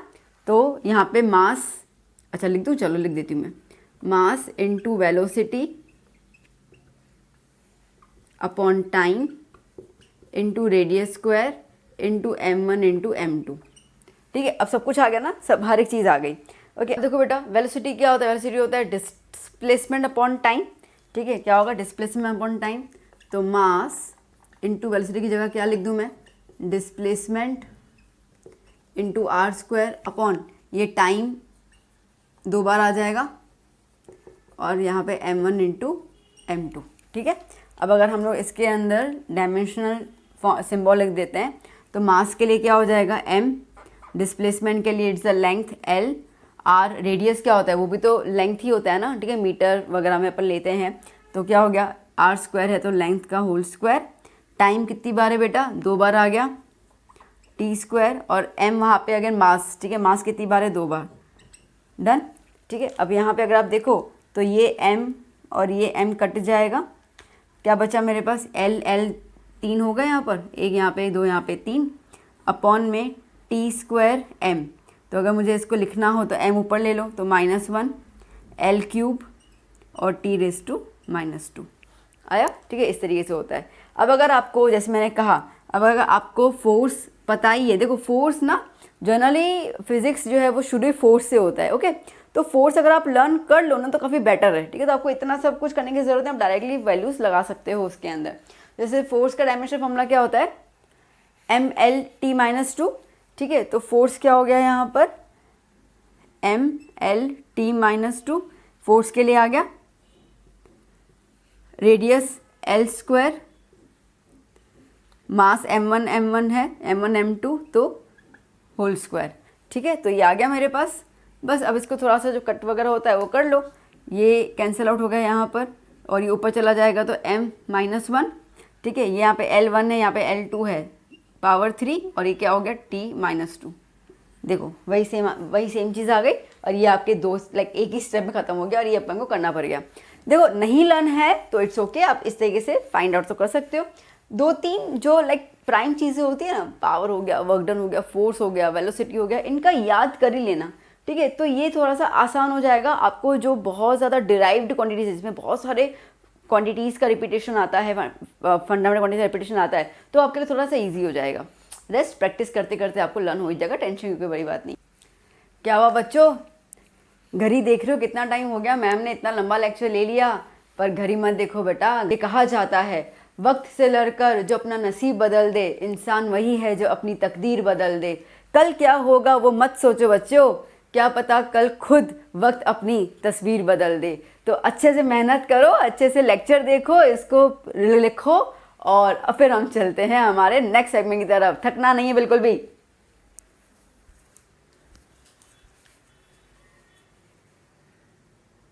अभी बच्चों देख लेते हैं अभी हम एक और टॉपिक। अब आपको डायमेंशनल फॉर्मूला तो क्लियर हो गई, आपको एसआई यूनिट भी क्लियर होगी, दोनों चीज़ें क्लियर हो गई ना। अब इनके बीच का रिलेशन किस तरीके से है, the conversion of one unit system into the another unit system. Like dimensional formula एक यूनिट सिस्टम है, SI unit is the another system, ठीक है। तो एक का दूसरे में कन्वर्जन करना है, इस तरीके से होगा। तो अब जैसे कि यहाँ पे आपको नॉर्मल दिया हुआ है that a body has a uniform acceleration of 45 kilometre per minute square, find the value in metre per second square. अब देखो अगर मुझे इसको मेरे बेसिक फॉर्म से करना हो तो मैं क्या करूं कि भैया 45 किलोमीटर पर मिनट स्क्वायर को मुझे कन्वर्ट करना है मीटर पर सेकंड स्क्वायर में, है ना। सिंपल सी बात है। तो मैं क्या बोलूँगी, like 45 kilometre per minute square. अब किलोमीटर को मुझे कन्वर्ट करना है मीटर के अंदर, तो इसके लिए मल्टीप्लाई बाय 1000 लिख दो तो मीटर हो जाएगा, बिंगो क्लियर, ठीक है।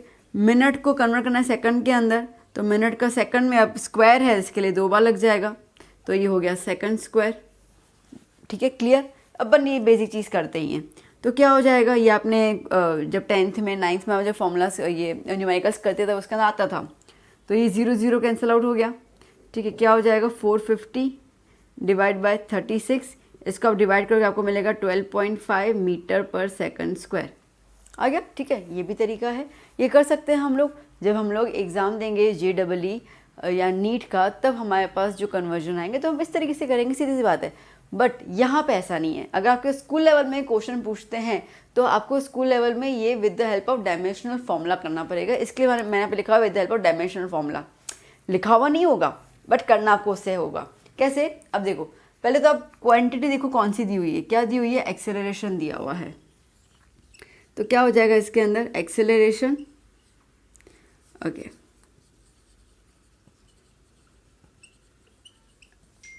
Dimensional formula of acceleration.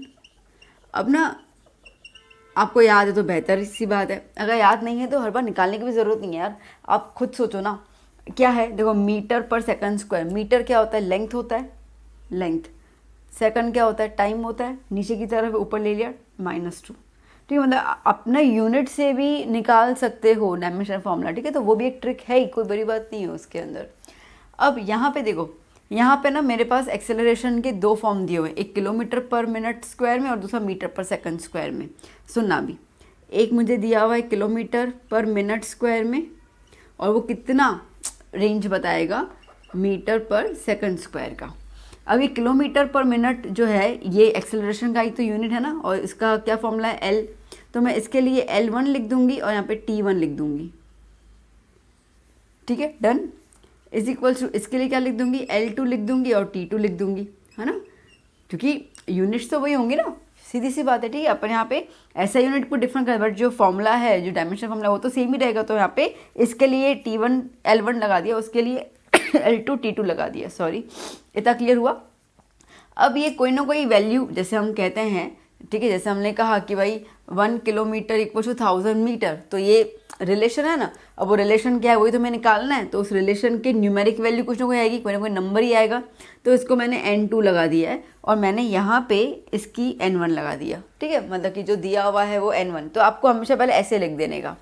अब आपको N1 जो है वो दिया हुआ है 45 किलोमीटर, तो ये न्यूमेरिक टर्म यहाँ पे आपको दिया हुआ है, क्या हो जाएगा L1 T1 minus 2 is equals to N2 हमें निकालना है, क्या हो जाएगा L2 T2 माइनस 2। इतना क्लियर हो गया। मुझे N2 निकालना है तो मैं इस पोर्शन को नीचे लेके आती हूँ। 45 क्या हो जाएगा L1 अपॉन, अच्छा याद करना, as per the principle of homogeneity इसको बोलते हैं हम लोग। ठीक है, इसमें अभी पहले था पूरा इसमें एक टॉपिक होता था, बट अभी है नहीं, काट दिया हम लोगों ने।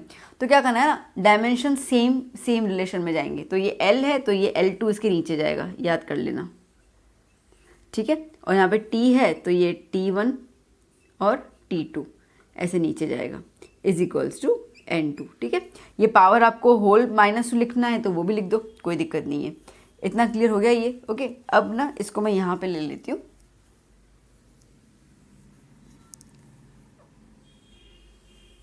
ठीक है, सो 45 L1 किसकी जगह पे लिखा है, किलोमीटर की जगह पर, तो यहाँ पे लिख देती हूँ किलोमीटर। और L2 क्या है, मीटर। ओके, टाइम की बात करते हैं, यहाँ पे T1 क्या है, यहाँ पे T1 क्या है, मिनट। और यहाँ पे T2 क्या है, T2 क्या है, यहाँ पर क्या निकालना है, सेकंड्स। ऊपर होल पावर -2 ले लिया मैंने, N2। ठीक है, इतना क्लियर हो गया।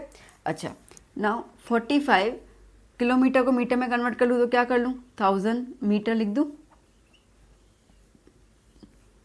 और मिनट को सेकंड में लेके जाऊँ तो कितना लिखना पड़ेगा, 60 सेकंड्स, है ना। नीचे क्या आया, सेकंड्स -2। ठीक है, सो क्या हो जाएगा यहाँ पे 45 इंटू 1000 इंटू 60 दो बार। अच्छा, अब आप ध्यान दो, क्या है यहाँ पे पावर -2 है, तो -2 होगा तो माइनस कब आता है, जब नीचे की तरफ होता है। मतलब कि हम यहाँ पे नहीं लिखेंगे, हम इसको लिखेंगे अपॉन में। ये चीज़ थोड़ा सा ध्यान देना बेटा, ठीक है, इज इक्वल्स टू N2। अब देखो ये वाला फॉर्म आया, यही वाला फॉर्म आ गया, बस इसका आंसर तो हमने अभी भी निकाला। तो N2 क्या हो गया बेटा, N2 इज व्हाट, 12.5। ठीक है, इसमें आप देख सकते हो ये मीटर कट गया, सेकंड कट गया, वैल्यू लगा देंगे, -2 है, इसके नीचे की तरफ आ गया।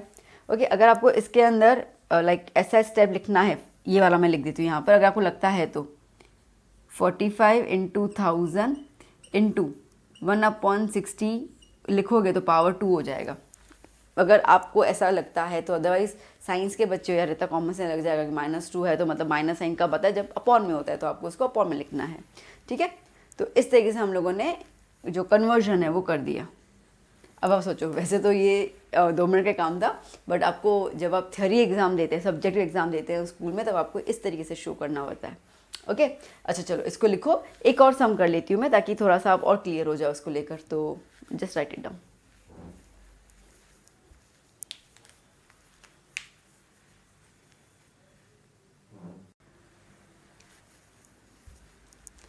अब बेटा देखो एक और क्वेश्चन, क्या कह रहा है यहाँ पे, what will be the value of force of 100 Newton. Force की एक वैल्यू है 100 न्यूटन, फोर्स की एक वैल्यू है 100 न्यूटन किसी भी एक सिस्टम में, इन अ सिस्टम। ओके, अपन ने देखा था बहुत से सिस्टम थे, FPS सिस्टम, ये वो, तो एक सिस्टम में उसकी वैल्यू 100 न्यूटन है। आपको उसको कन्वर्ट करना है मीटर, किलोग्राम और मिनट के यूनिट्स के अंदर। ठीक है, किसमें, मीटर, किलोग्राम और minute as a fundamental units. अब आप देखो फंडामेंटल यूनिट्स मतलब आ गए, ये सब आ गया, इसका मतलब कि आपको ध्यान देना है डायमेंशनल फॉर्मूला। ठीक है, तो अब आप मुझे बताओ डायमेंशनल फॉर्मूला क्या है बेटा?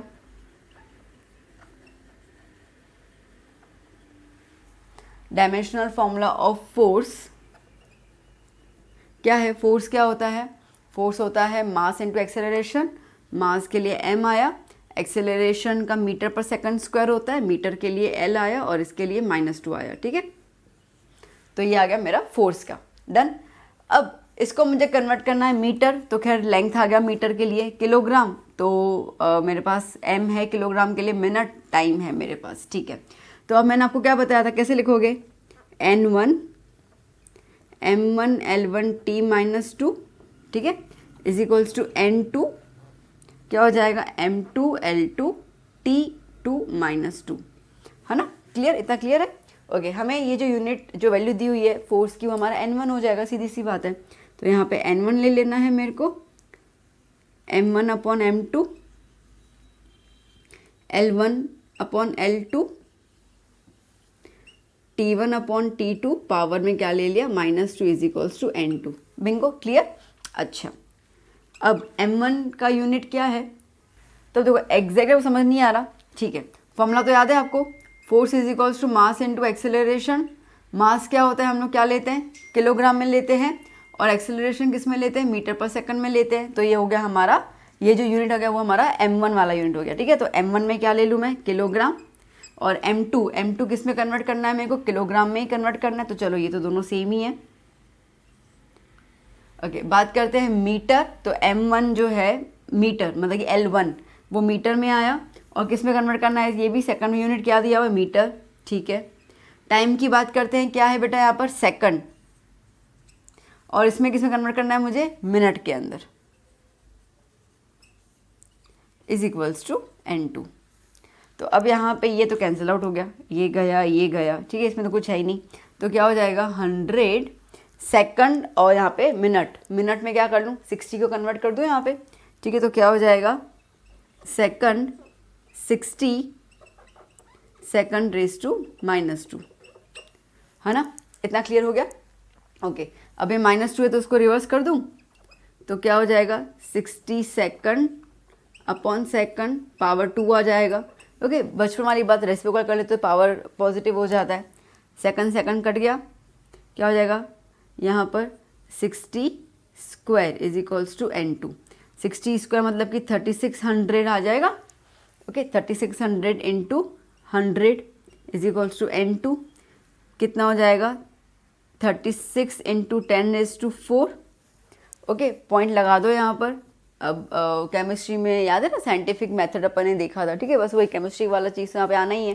फिजिक्स और केमिस्ट्री हो तो डेसिमल को यहाँ पे अंदर की तरफ शिफ्ट कर लेंगे, क्या हो जाएगा? 3.6 into 10⁵।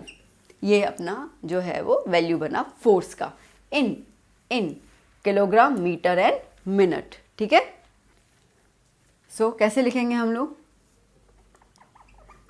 Hair force is 3.6 into 10⁵ क्या है? किलोग्राम मीटर, नीचे लिख दीजिए यूनिट में, kilogram metre per minute square, ऐसे करके। ठीक है, डन। तो इस तरीके से आपको कन्वर्जन्स आएंगे। बात समझ में आई? एक बार देख ले दोबारा से, देखो एक बार इसको फिर समझ लो, शायद तुम्हें कोई कन्फ्यूजन हो तो मैं क्लियर कर दूँ। तो आपको क्वेश्चन क्या दिया हुआ है कि फोर्स जिसका वैल्यू 100 न्यूटन है एक सिस्टम के अंदर, उसकी वैल्यू मीटर, किलोग्राम और मिनट में एज अ फंडामेंटल यूनिट्स हम लेते हैं, तो उसमें उसकी वैल्यू क्या होगी वो बताओ। ठीक है, तो हमें दिया हुआ है कि फोर्स 100 न्यूटन है, तो मुझे n1 तो दिया हुआ है, वो तो क्लियर है। तो सबसे पहले मैंने सोचा डायमेंशनल फॉर्मूला क्या होता है, तो डायमेंशनल फॉर्मूला क्या होता है? mL/T⁻², फोर्स का वो रहता है। ठीक है, अगर नहीं पता तो हमें देखो अभी थोड़ा बहुत तो आपको आइडिया देना पड़ेगा, दिमाग थोड़ा लगाना पड़ेगा कि फोर्स क्या होता है? मास इनटू एक्सेलरेशन। ठीक है, मास के लिए kg आ गया, एक्सेलरेशन क्या हो जाएगा? Metre per second square. kg के लिए क्या हो जाएगा? ml, और ये t आया -2। समझ में आ रहा है? थोड़ा बहुत तो आपको वो रिलेशन में ध्यान देना पड़ जाएगा। तो kg के लिए m आ गया, मीटर के लिए l आ गया, टाइम के लिए T⁻², तो वो आ गया मेरे पास। तो जो पहला है सब में 1 लगा दिया, पीछे की तरफ 2 लगा दिया। अब यहाँ पे अगर आप देखो तो ये वाली जो फॉर्मूला है, ये वाली डायमेंशन फॉर्मूला अपन ने कहाँ से निकाली, KG metre per second square से निकाली। तो ये और कुछ नहीं, m1 L1 T1 ही है ना, ठीक है। तो m1 की जगह केजी, L1 की जगह मीटर, T1 की जगह सेकंड, ठीक है। हमें कन्वर्ट किस में करना है, m2, तो यहाँ पे किस में गया, केजी, तो केजी का केजी आ गया, मीटर, मीटर का मीटर आ गया, पर यहाँ पे सेकंड की जगह मिनट है तो मिनट लिख दिया अपन ने। ये सेम था तो कटिंग कर लिया, ठीक है। और मिनट को अपन ने कन्वर्ट कर लिया सेकंड के अंदर, तो 60 सेकंड्स। पावर नेगेटिव है, इसके लिए इसको रेसिप्रोकल कर दिया, तो 60 ऊपर की तरफ आ गया, तो सेकंड सेकंड कट गया। 60 का स्क्वायर 3600 इंटू 100 आ गया, वो कैलकुलेशन आ गई, तो ये अपने को मिल गया 3.6। तो इसका मतलब कि फंडामेंटल यूनिट्स में जो किलोग्राम, मीटर और मिनट है उसके अंदर हमारी जो फोर्स की वैल्यू आती है वो 3.6 into 10⁵. This kind of convergence you will get. Clear हुआ बेटा, समझ में आया किस तरीके से मैं बोल रही हूँ और किस तरीके से इन चीज़ों को करना है। तो ऐसे आपको बहुत सारे कन्वर्जन्स आएंगे, टेक्स्ट बुक में भी हो गए, आप थोड़े बहुत देख लीजिएगा, आपको उसमें बहुत कुछ मिल जाएगा, ठीक है। तो आज का सेशन हम यहीं पे स्टॉप करते हैं। नेक्स्ट सेक्शन में पार्ट 2 में हम लोग बाकी सारी चीज़ें कवर अप कर लेंगे। आई विल ट्राई कि पार्ट 2 में चैप्टर ख़त्म हो जाए, फिर भी देखती हूँ, जैसे भी ज़्यादा लंबा भी मैं कर नहीं पाऊँगी, ज़्यादा मैक्सिमम मैं 1.5 आवर का कर पाती हूँ, ठीक है। तो चलिए आप इसको लिख दीजिए, फिर हम मिलते हैं नेक्स्ट सेक्शन में। Bye bye, take care.